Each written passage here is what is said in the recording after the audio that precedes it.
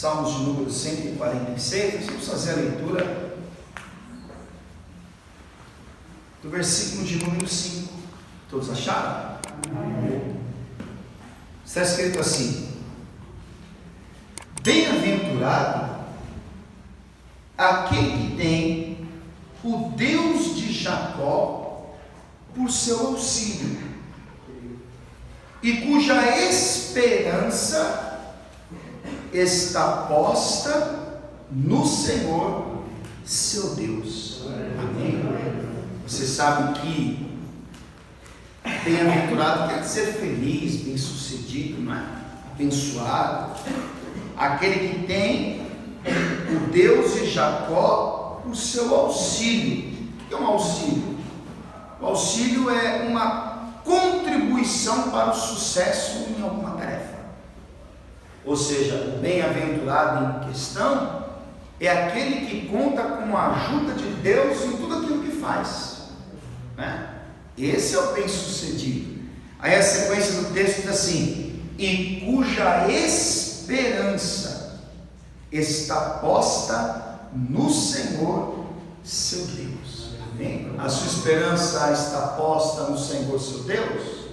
Sim ou não? Amém. Então você é bem-aventurado. Curva a sua cabeça, feche os seus olhos, por favor. Pai Santo, nós te louvamos, nós te exaltamos, nós bendizemos mais uma vez o teu santo nome, porque o Senhor é bom e a sua misericórdia dura para sempre. Nós te agradecemos porque mais uma vez, Pai, o Senhor nos deu o privilégio de estarmos aqui reunidos em teu nome, buscando a tua face, te adorando, lhe prestando homenagens, na qual só o Senhor é digno, Pai. E esse é o momento de ouvirmos a tua voz, de ouvirmos a tua palavra, e como de costume eu coloco a minha vida nas tuas mãos e peço que o teu Espírito Santo ministre a vida do teu servo, da tua serva, de todos aqueles que estão aqui presentes na Igreja Cristã Primeiro Amor, assim como os nossos amigos que nos acompanham pelos vídeos, pelas redes sociais. Onde essa palavra chegar, que o teu Espírito Santo fale a cada coração, a cada ouvinte, Pai. Em nome do teu Filho amado Jesus, o nosso Salvador, que assim seja feito. Amém. E graças a Deus. Pode sentar no seu lugar, por favor. Quero, base nesse versículo 5, falar algumas coisas acerca da esperança. E a esperança é a confiança de que algo bom vai acontecer. Um dos significados de esperança é a espera baseada na possibilidade de que um desejo se torne realidade.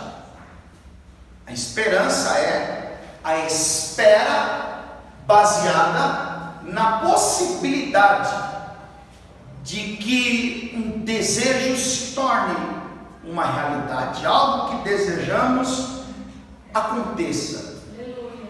E se você observar a vida dos homens que Deus levantou, que foram protagonistas de histórias que marcaram a sua geração, você vai perceber que boa parte deles tiveram que ter esperança, tiveram que ser esperançosos. Se você observar Gênesis capítulo 12, Deus chama Abraão e faz uma promessa, dizendo: sai da sua terra, da tua parentela, da casa dos teus pais, vai para a terra que eu te mostrarei, e farei de você uma grande nação. Eu vou aumentar a sua posteridade, de você sairá uma geração numerosa e abençoada. Abraão tinha 75 anos. E quando nasce Isaque, já haviam se passado 25 anos.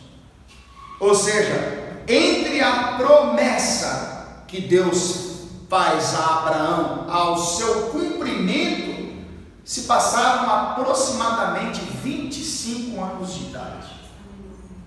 Era necessário ou não era ser um homem esperançoso? Quando em Gênesis capítulo 37, versículo 2, o texto diz que José tinha 17 anos de idade. No mesmo capítulo, ele vai contar para os seus irmãos sonhos que Deus havia dado a ele, que um dia ele seria o senhor do seu clã, o chefe da sua família. E em Gênesis 41, 26, o texto diz que José tinha 30 anos de idade quando ele esteve diante de Faraó. Ou seja, entre o sonho que Deus deu a José até o momento em que ele esteve diante da maior autoridade do Egito, se passaram aproximadamente 13 anos. 13 anos é um bom tempo, sim ou não? Moisés precisou esperar 40 anos. Deus disse a ele mesmo no 3:7: Moisés, vai adiante de Faraó, você vai libertar este povo, porque eu tenho visto atentamente a aflição deles, e por isso eu desci para tirá-los do Egito e levá-los a uma terra boa, uma terra larga, uma terra que manda leite e mel. E vai ser através da sua vida que eu vou conduzir essa nação em direção a Canaã, a terra que eu prometi a Abraão, Isaque e Jacó. Moisés temeu, obviamente, e ele vai colocar aquilo que Deus ordenou em prática. Mas você acha que Moisés sabia que eram 40 anos? Você acha que Moisés imaginou que iria ficar com o povo 40 anos peregrinando nos desertos? De modo nenhum. Jesus Cristo, com 12 anos de idade, segundo a narrativa de Lucas capítulo 2, ele já estava no templo, ensinando, falando e interrogando os doutores da lei. Mas ele precisou esperar 30 anos para assumir publicamente o seu ministério messiânico e realizar as obras que o Senhor havia ordenado. Então entenda, a esperança, essa espera baseada na possibilidade de que algo bom aconteça, essa esperança que nos faz acreditar que coisas boas vão acontecer, ela deve estar o tempo todo ligada com a fé. Porque a Bíblia diz em Hebreus capítulo 11, versículo 1, que a fé é a certeza daquilo que se espera e a prova daquilo que não se vê. A fé é a certeza daquilo que se espera e a prova daquilo que não se vê. Eu estou dizendo isso para que você entenda desde já que a caminhada com Deus não é fácil, e que normalmente as promessas que Deus nos faz, ela exige de nós a maturidade de saber lidar com o tempo. Quem dera se as promessas de Deus fossem entregadas ou entregues ao seu povo com dia e hora marcada para se cumprir. Seria maravilhoso se Deus prometesse: olha, no dia tal, do mês tal, do ano tal, seu marido vai ser liberto. No dia tal, do mês tal, do ano tal, seus filhos vão abandonar as drogas. No dia tal, do mês tal, do ano tal, vai ser tal hora, aquilo que você tanto espera vai chegar nas tuas mãos. Mas Deus não trabalha assim. E um dos nossos maiores desafios como servos de Deus é não permitir o abatimento, o esmorecimento, a tristeza, que tem a tendência de surgir conforme o passar do tempo. A Bíblia diz em Provérbios 13, 12, que a esperança demorada, ela enfraquece o coração. Ou seja, a tendência é que o passar do tempo, muitas vezes, traga tristeza, desesperança, ansiedade e angústia. Se você observar o texto de Eclesiastes, nós estamos ali em Salmos. Avance algumas páginas aí, você vai passar Provérbios e logo em seguida vem o texto de Eclesiastes, capítulo de número 8. Eclesiastes capítulo 8. Olha o que está escrito no versículo de número 6, está escrito assim: porque para todo propósito há tempo e modo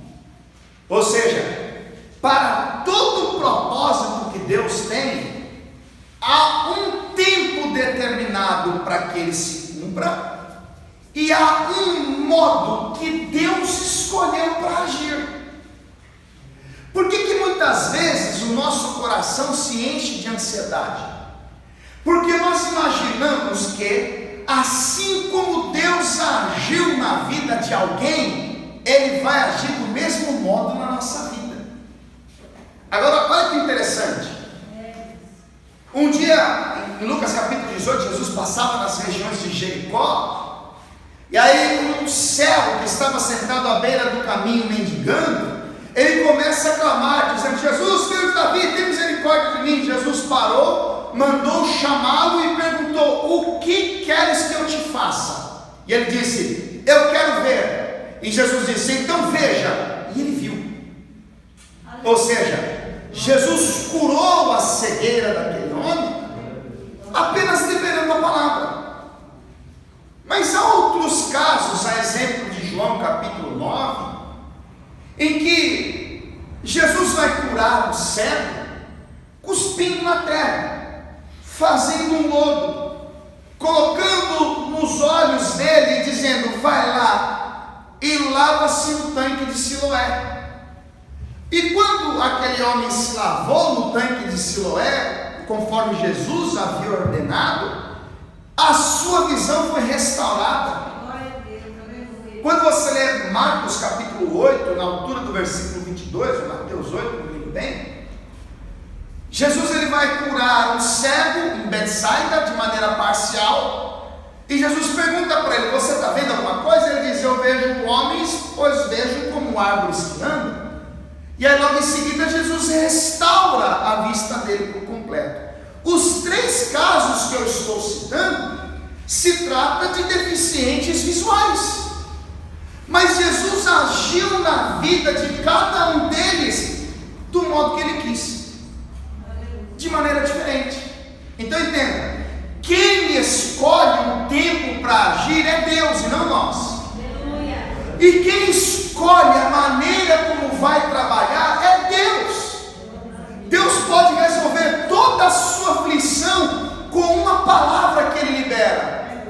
E Ele pode resolver a mesma aflição que você sente na vida de outro, exigindo alguns esforços, alguns cuidados, algumas ações práticas. Então entenda, a nossa fé nos exige paciência para lidar com o dia mau, sabedoria para entendermos que Deus tem um tempo e um modo de agir em cada situação. E os homens que fizeram parte dos propósitos de Deus tiveram que aprender a lidar com o tempo. Se você observar a vida de Davi, por exemplo, Davi ele é ungido por Samuel e passa então a viver a expectativa de que em algum momento ele iria assumir o trono de Israel. Mas isso não acontece da noite para o dia. Ele vai ter que resistir às perseguições de Saul, vai fugir pelos desertos, pelas cavernas, e depois de mais de 10 anos Davi vai viver o cumprimento daquilo que Deus havia prometido. E qual era o segredo de Davi? Vai comigo para o Salmo de número 40. Salmo de número 40, que é um dos salmos mais conhecidos, principalmente pelos solteiros. Aquele varão que sonha com a varoa, aquela mulher solteira que aguarda ansiosamente a chegada do seu príncipe. O Salmo 40 é um salmo de Davi. Olha o que Davi vai dizer: esperei com paciência no Senhor, e Ele se inclinou para mim e ouviu o meu clamor. Diga glória a Deus. Esperei com paciência no Senhor. E você sabe, porque eu digo isso sempre, que a paciência ela é a virtude daquele que suporta males e infortúnios sem se queixar. Quando Davi diz: esperei com paciência no Senhor, ele está dizendo: enquanto eu esperava, havia lutas, havia dificuldades, havia perseguições, havia dores, mas eu suportei tudo isso por um único motivo: qual? A minha esperança está posta no Senhor, meu Deus. Era isso que fazia Davi ter paciência. E aprenda uma coisa para os nossos dias, porque não dá para mudar isso. Eu ia citar o texto, mas eu quero ler com você. Vai para Hebreus capítulo 10. Porque eu sei que na nossa caminhada com Deus, através de uma pregação, através de um sonho, de uma visão, de uma revelação, Deus ele pode fazer promessas a qualquer um de nós. Por exemplo, eu vou salvar o seu marido, eu vou libertar o seu filho, eu vou restaurar a sua vida conjugal, eu vou abrir portas que estão fechadas, eu vou salvar os perdidos na sua família. E às vezes passamos a viver tal expectativas e muitas vezes nos entregamos a uma ansiedade, e em muitos casos a pessoa se desconecta com a promessa, deixa de buscar a Deus, porque não soube lidar com o tempo. Primeira carta de Pedro, capítulo 5, versículos 6 e 7, está escrito assim: humilhai-vos, pois, debaixo da potente mão de Deus, para que a seu tempo vos exalte, lançando sobre ele toda a vossa ansiedade, porque ele tem cuidado de vós. Entenda, a expectativa é gerada justamente, a expectativa, na verdade, ela pode gerar a ansiedade. Como assim? Poxa, já se passaram 2 dias e Deus não cumpriu nada. Deus falou comigo através daquela pregação, faz 50 minutos que a pregação acabou e ninguém me ligou até agora. Olha, Deus prometeu para mim que ia mudar minha sorte, que as portas iriam se abrir, que as coisas iriam acontecer, mas hoje já é terça-feira e nada aconteceu. E muitas vezes a pessoa não sabe lidar com isso. Então olha a instrução importante. Hebreus capítulo 10, versículo 36, está escrito assim: porque necessitais de paciência, para que depois de haverdes feito a vontade de Deus, possais alcançar a promessa. Ou seja, a paciência é uma necessidade. E enquanto a promessa não se cumpre, enquanto as coisas não acontecem, é o meu dever como servo de Deus fazer a vontade dele, andar em concordância com aquilo que ele quer, para que depois de haver desfeito a vontade de Deus, possais alcançar a promessa. Porque ainda um poucochinho de tempo, e o que há de vir virá, e não tardará, mas o justo viverá da fé, e se ele recuar, a minha alma não tem prazer nele. Aleluia. Por que Abraão suportou os 25 anos de espera? Porque Abraão era um homem paciente, foi fortalecido na fé, dando glória a Deus. José, ele teve um sonho, porém ele vai estar diante de Faraó depois de 13 anos, e nesse período de tempo ele teve que suportar o ódio, a inveja, a calúnia, a cova, a mentira da senhora Potifar, o trabalho escravo, o esquecimento na prisão, e pacientemente ele precisou suportar tudo aquilo que aconteceu no seu dia a dia. E na nossa caminhada com Deus não é diferente. Por isso que a ideia dessa mensagem é trazer esperança para o seu coração. É dizer para você que se a espera baseada na possibilidade de que algo bom aconteça, se a sua espera, a sua esperança está em Deus, então você está esperando na pessoa certa. Esse era o segredo de Davi. Davi, durante as tentativas de Saul em matá-lo, Davi, em todas as ocasiões que ele se viu angustiado, oprimido, Davi, ele demonstrava em quem estava a sua esperança. Quero ler alguns salmos de Davi com você. Vá comigo para o Salmo 62. Salmos de número 62. Veja o que está escrito no versículo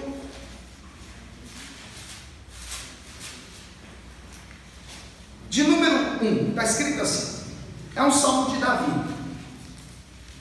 Diz assim: a minha alma espera somente em Deus, dele vem a minha salvação. Diga glória a Deus. Glória a Deus. Versículo 5: ó minha alma, espera somente em Deus, porque dele vem a minha esperança. Só Ele é a minha rocha e a minha salvação, é a minha defesa, não serei abalado. Em Deus está a minha salvação e a minha glória, a rocha da minha fortaleza e o meu refúgio estão em Deus. Ou seja, porque dele vem a minha esperança. Ou seja, eu não quero viver os meus projetos, eu não quero viver os meus planos, eu quero viver aquilo que Deus tem para mim. Volte algumas páginas aí para o Salmo de número 39. Salmos de número 39. O Salmo 39 também é um salmo de Davi. Olha o que Davi escreveu no verso 7. Está escrito assim: agora, pois, Senhor, que espero eu? A minha esperança está em ti. Que espero eu? A minha esperança está em ti. Eu espero em ti. O Senhor é a minha solução. O Senhor é o meu refúgio, a minha fortaleza, o meu grandíssimo galardão. Então, deixa eu dizer uma coisa para você. Talvez hoje a sua inquietação, talvez hoje a sua desconfiança, a sua insegurança, talvez hoje o que tem roubado a sua paz, o que tem te deixado aflito, tenso, inquieto, é o tempo em que se passou entre o momento em que Deus te prometeu, o momento em que Deus disse que ia fazer isso ou aquilo, o momento em que você viu, que Deus te mostrou, Deus te fez sonhar, aquilo que você acreditou com base na Escritura. Aliás, deixa eu abrir um parênteses aqui rapidinho. Quando é que é de Deus a promessa, pastor? Quando é que Deus mostra? Quando é que Deus revela? Quando é que Deus vai sonhar? Quando tudo aquilo está em concordância com a sua santa e poderosa palavra. Glória a Deus. Porque eu conheço muita gente que vive na esperança de que Deus vai fazer algo que não foi Deus que prometeu, que não foi Deus que revelou, que não foi Deus que falou. E normalmente isso acontece quando o pregador, cheio da unção, cheio de ousadia, começa a fazer promessas em nome de Deus. Ele diz que Deus vai fazer aquilo, Deus vai fazer isso, Deus vai fazer isso, e Deus não falou nada. Então, quando uma promessa parte de Deus verdadeiramente, essa promessa está sempre em concordância com a sua palavra. Aleluia. Ok? Então, talvez hoje, o que tem te afligido, angustiado, o que tem deixado você inquieto, é justamente perceber que o tempo se passou e até hoje você não viu o cumprimento. E até hoje você percebe que as coisas não mudaram. E o meu desafio a você é justamente te encorajá-lo a continuar com as suas esperanças em Deus. Aleluia. É continuar acreditando, porque a Bíblia diz que Deus vela pela sua palavra para fazê-la cumprir. Glória a Deus. Davi foi ungido para ser rei, se levantou Saul, se levantou o filisteu. Davi vai passar anos sendo perseguido, mas ele acreditava em algo. O quê? Deus me fez uma promessa. Aleluia. E se Deus me fez uma promessa, Deus não é homem para que minta. Deus não é filho do homem para que se arrependa. Deus disse a Abraão: olha, pela fé seriam benditas todas as famílias da terra. 25 anos, Abraão até se entristeceu, mas quando Abraão se entristeceu, em Gênesis capítulo 15, diz a palavra que Deus aparece a ele e disse: Abraão, não temas, porque eu sou o teu escudo, o seu grandíssimo galardão. Deus chama Abraão para fora e disse: Abraão, você pode contar as estrelas do céu? Não, assim vai ser a sua descendência. Ou seja, o homem muitas vezes ele pode até esquecer daquilo que Deus promete, mas Deus não se esquece daquilo que Ele promete.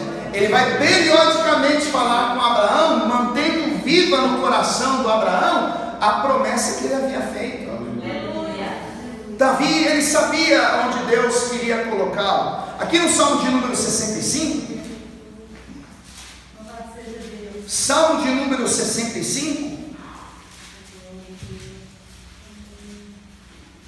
versículo de número 4, versículo 1, vamos ler o verso 1, está escrito assim, Salmo 65, verso 1: a ti, ó Deus, espera no louvor em Sião, e a ti se pagará o voto. Versículo 4: bem-aventurado aquele a quem tu escolhes e fazes chegar a ti, para que habite em teus atos.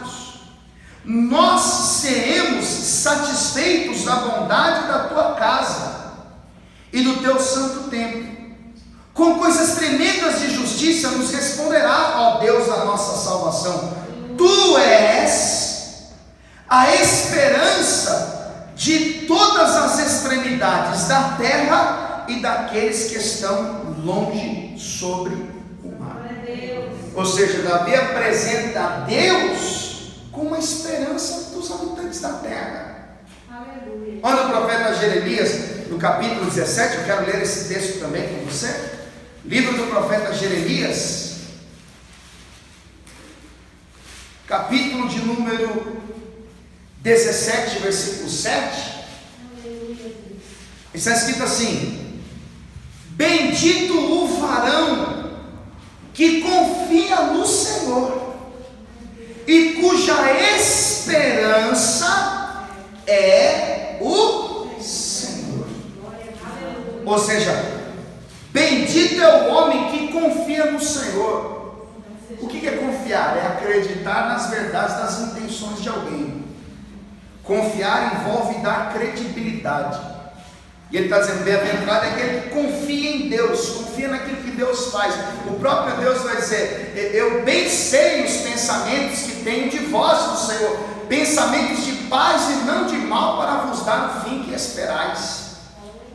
E aí ele diz: cuja esperança é o Senhor.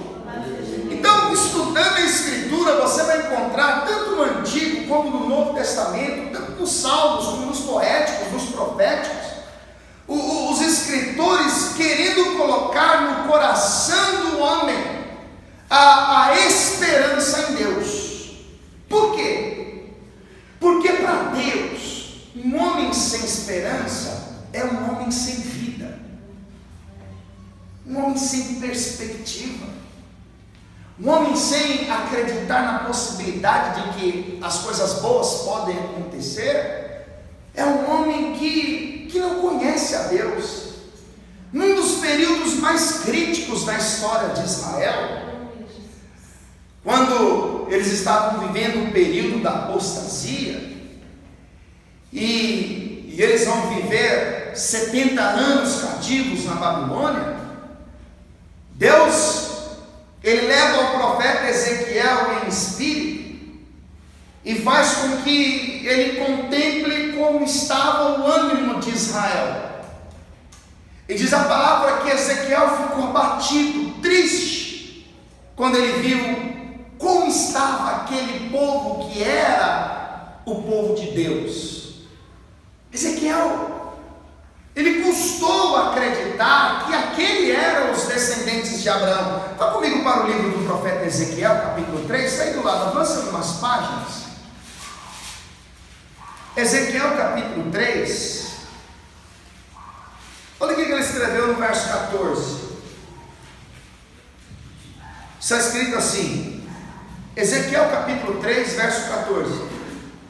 Então o Espírito me levantou e me levou, e me fui muito triste, no ardor do meu espírito, mas a mão do Senhor era forte sobre mim, e vim aos do cativeiro, até o Abibe, que moravam junto ao rio Quebar, e eu morava onde eles moravam, e fiquei ali 7 dias pasmado no meio deles. Por que pasmado? Por que triste? Porque ele viu um povo desesperançoso, ele viu um povo desanimado, ele viu um povo abatido, incrédulo, acostumado a toda aquela ruína e miséria que eles foram submetidos. Ele não conseguiu enxergar no povo alguém que estimava melhoras. Então ele olha para aquele cenário, que era um cenário de falta de paz, de desassossego na alma, e ele se abate com aquilo que ele vê. Ele custa acreditar, e lá no conhecido capítulo 37, Deus vai dar uma visão ao profeta Ezequiel, que revela o estado de espírito da nação, como eles estavam, como Deus os enxergava. Avance para o capítulo 37 do profeta Ezequiel. Ezequiel capítulo 37. Olha que coisa interessante. Você sabe que o que acontece aqui é uma visão, e o profeta, ele vê um vale de ossos secos. O aspecto era sombrio, assustador, um aspecto de morte. Não havia vida, não havia paz. Vamos ler a partir do verso 1, diz assim: veio sobre mim a mão do Senhor, e o Senhor me levou em espírito, e me pôs no meio de um vale que estava cheio de ossos. E quando você fala de ossos, o que você lembra? De um esqueleto, de uma caveira, de algo que um dia teve vida.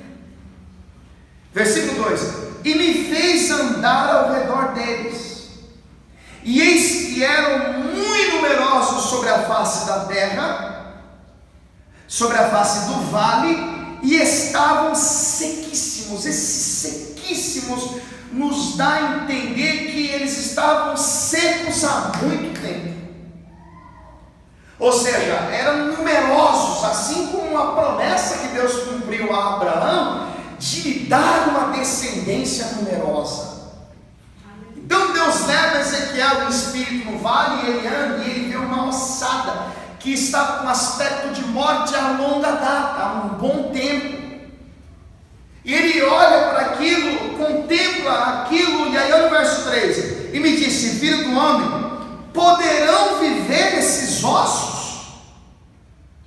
E eu disse: Senhor Yahvé, tu sabes. Deus está querendo fazer Ezequiel entender o que significava aquela visão. E ele vai dizer: você acha que isso um dia pode ter vida?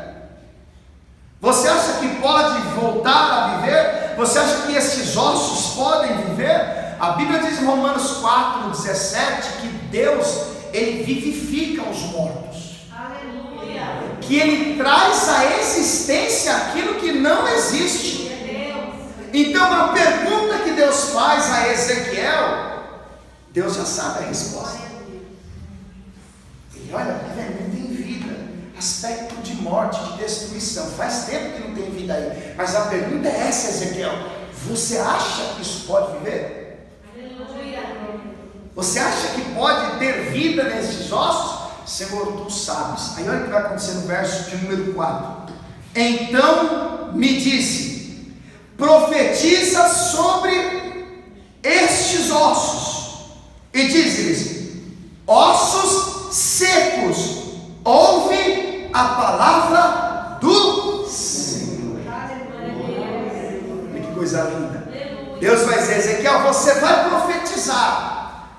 E Deus vai dizer para ele como ele vai profetizar.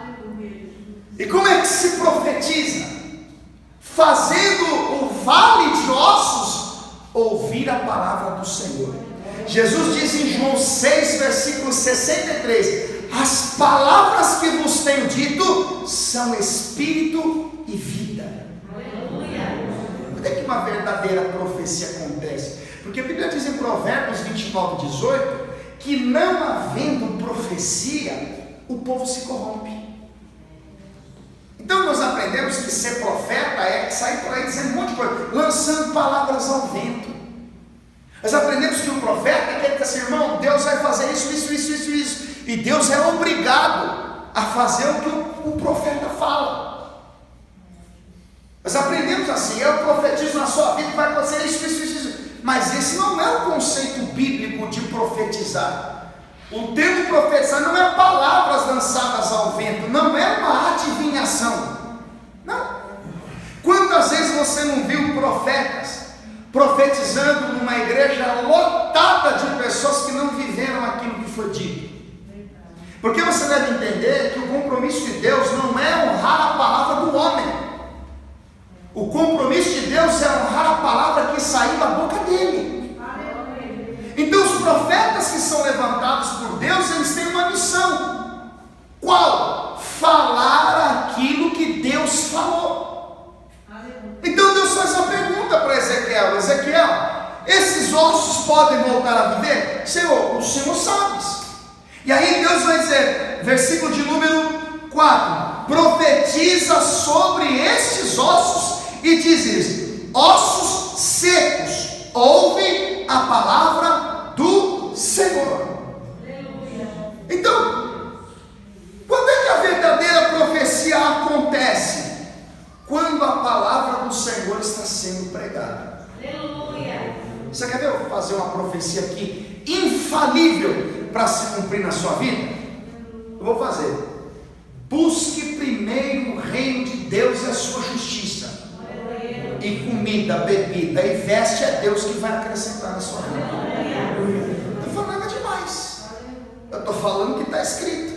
E quando você ouve a palavra do Senhor, a Bíblia diz em Romanos 10, 17 que a fé, ela vem pelo ouvir, e o ouvir a palavra de Deus.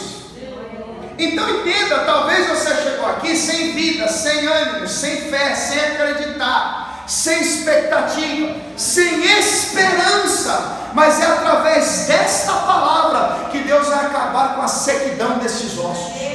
É através dessa palavra que Deus vai devolver a você a esperança de que algo bom aconteça lá na frente.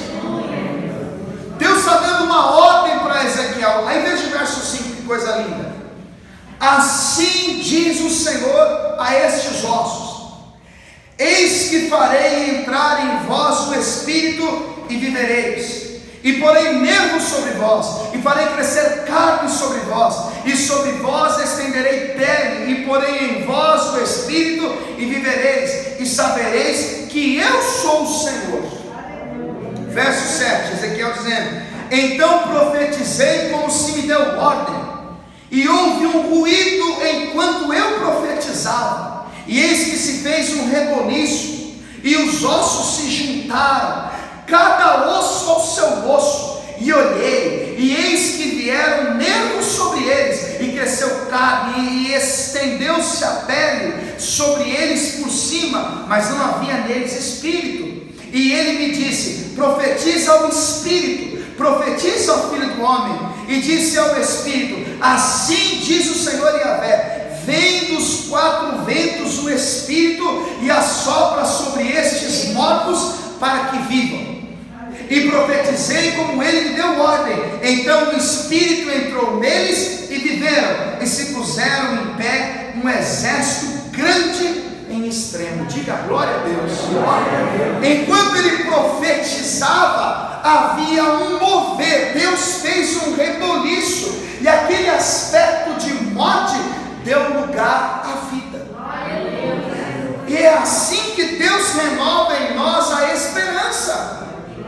Porque às vezes nós chegamos machucados com o tempo. A esperança demorada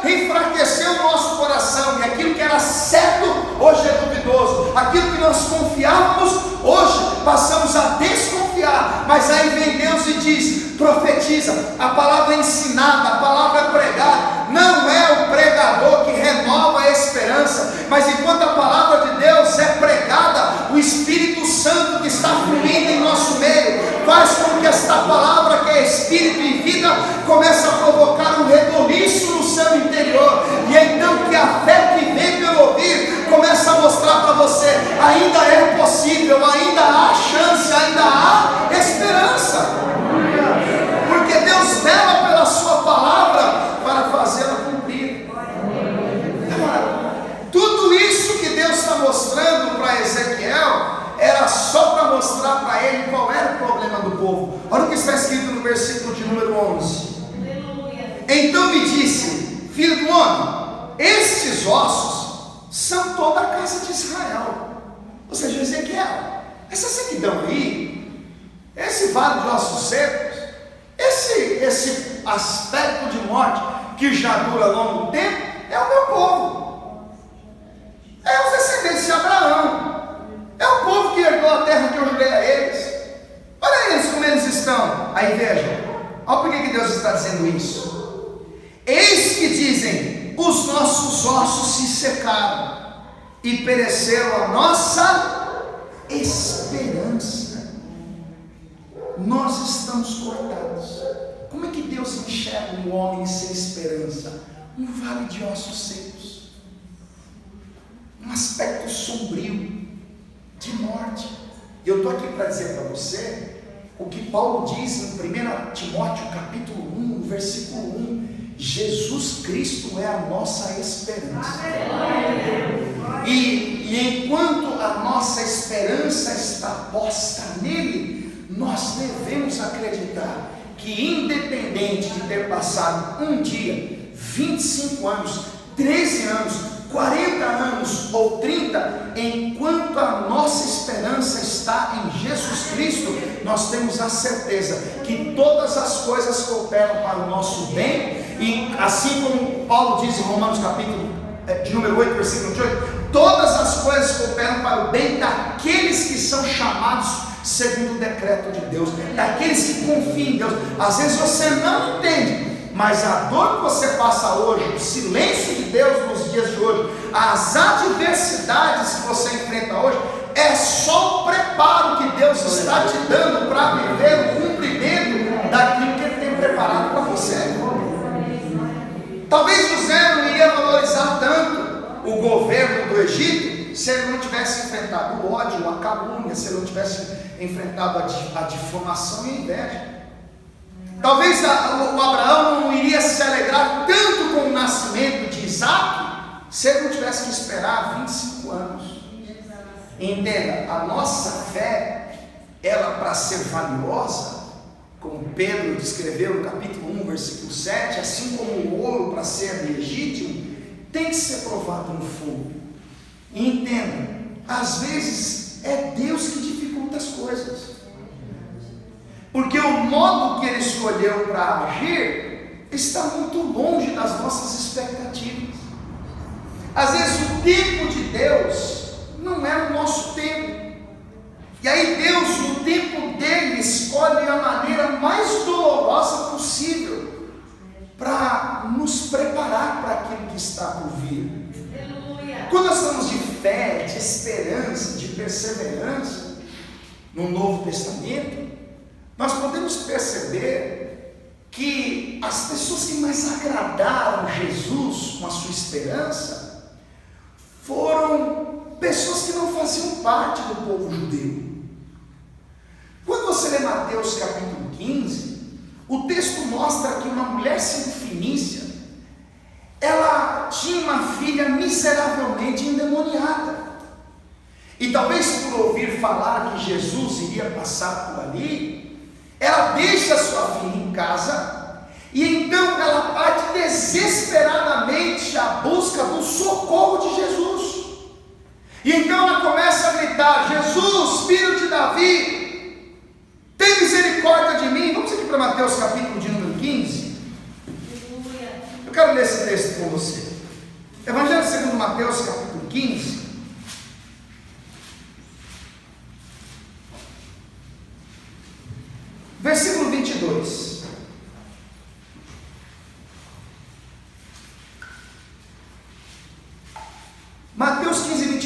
escrito assim: e eis que uma mulher cananeia, que saíra daquelas cercanias, clamou dizendo: Senhor, filho de Davi, tem misericórdia de mim, que minha filha está miseravelmente endemoniada.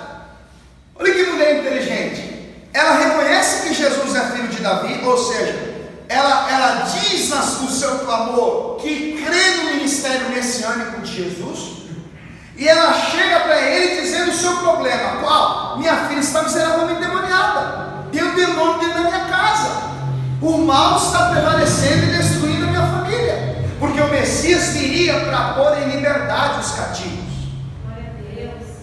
O Messias viria para acabar com a opressão.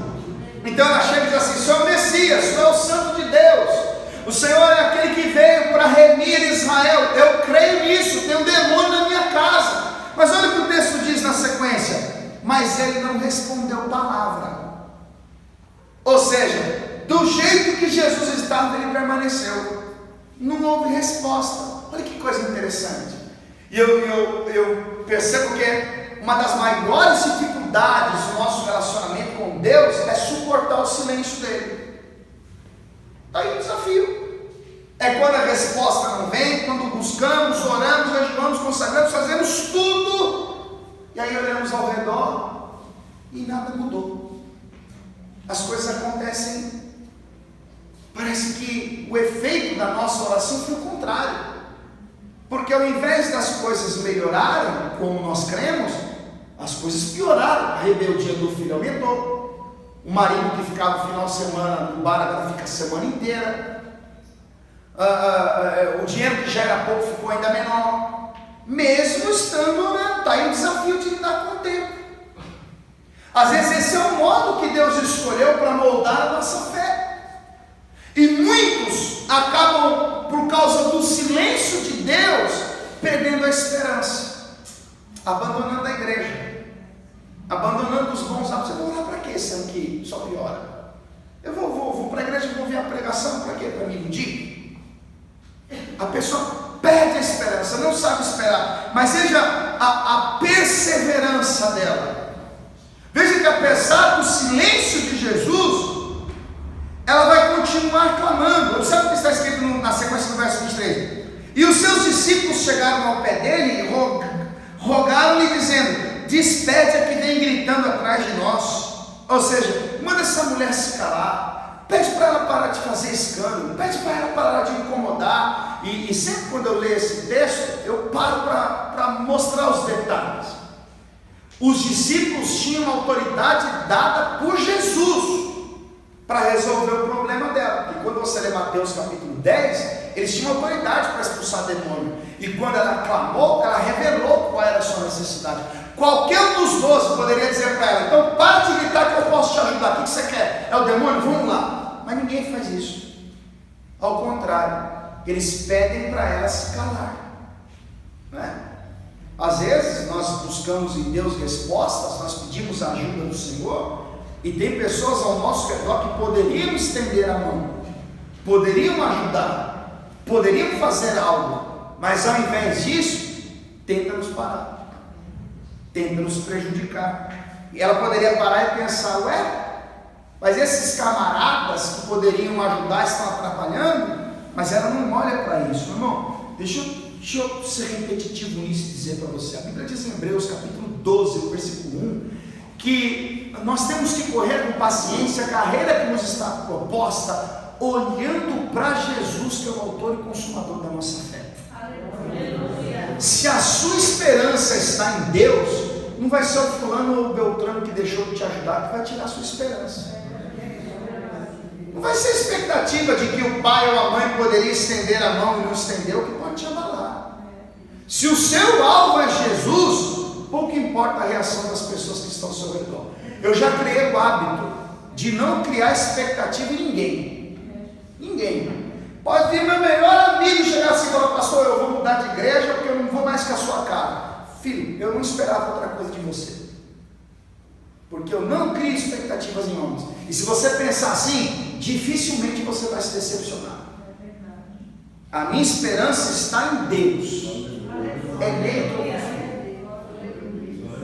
Então, quando poderiam ajudá-la chegaram. Despede, gritando, e vem atrás de nós. Jesus vai responder no verso 24.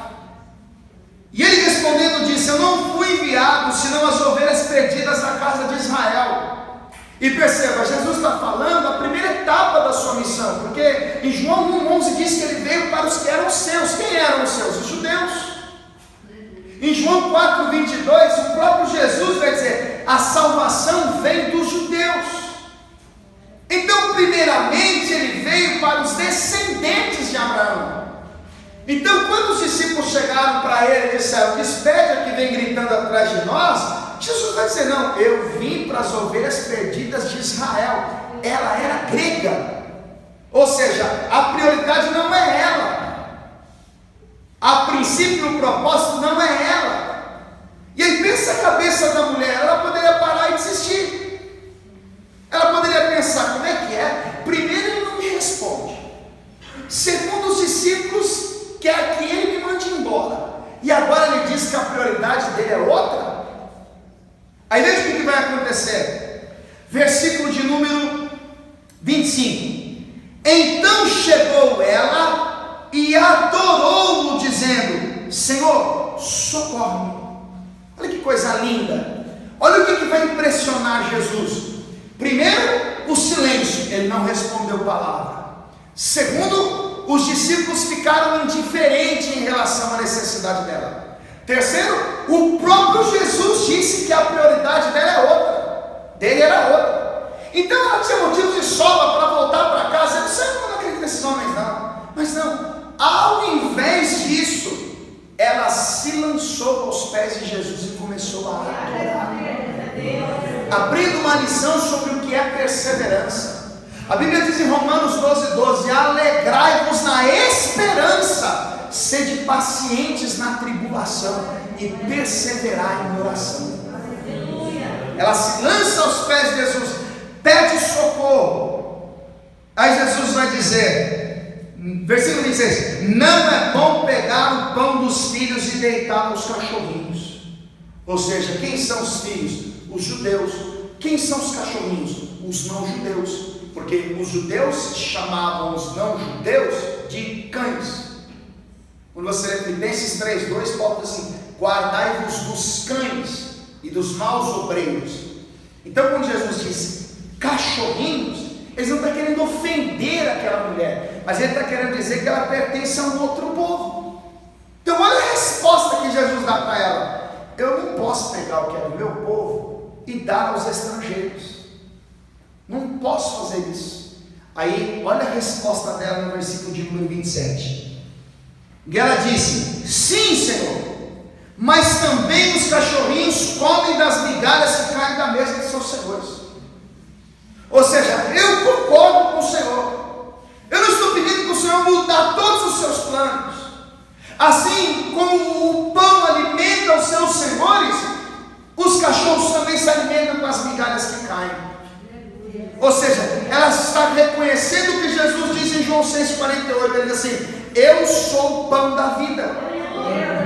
Ela está dizendo: eu reconheço, eu só preciso de uma migalha, de um pouquinho, só um gesto, uma ação, uma palavra.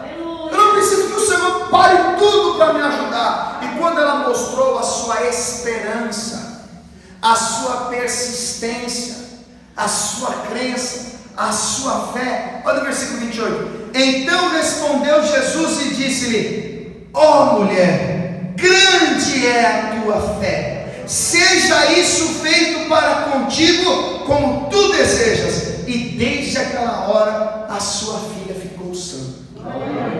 Um exemplo de perseverança, de esperança. Apesar do silêncio de Jesus, ela persistiu na sua busca. Apesar da indiferença dos discípulos, ela continuou o seu clamor. Jesus disse que a prioridade era os judeus. Ela insistentemente continuou e se lançou aos pés de Jesus. Jesus disse que não é bom tirar o que é do judeu e dar aos estrangeiros. E ela reconheceu que Jesus tinha razão, e ela precisava apenas de uma migalha do poder de Jesus. Jesus olhou para aquela mulher e disse: mulher, a sua fé é grande. Você tem certeza aquilo que você espera, você persistiu, você foi à frente, você não abandonou. Seja isso feito conforme tu deseja. E desde aquela hora a sua filha ficou sana. O que eu estou querendo te mostrar com isso, meu irmão? Vale a pena confiar em Deus, vale a pena esperar em Deus. Se você espera naquilo que Deus prometeu através da sua palavra, meu irmão, pode passar o tempo que for, céus e terras passarão, mas as palavras de Deus não passam. A palavra de Deus não volta vazia. Bem-aventurado é aquele que tem o Deus de Jacó por seu auxílio e cuja esperança está posta no Senhor seu Deus. Talvez o dia não seja hoje, talvez não seja amanhã, e talvez nem este ano, mas uma coisa é certa: se Deus prometeu, uma hora acontece. E qual é o nosso dever? Saber lidar com o tempo, porque além do tempo tem um modo de Deus agir. Nós pensamos, vai ser assim, assim, assim, assim, e Deus esquece. Vai ser assim, assim, assim. Eu vou fazer desse jeito, eu vou fazer do meu modo, eu vou fazer do meu tempo. E enquanto nada acontece, qual é o nosso dever? Ter paciência e fazer a vontade de Deus, porque o que há de vir virá e não tardará. Toda a igreja fica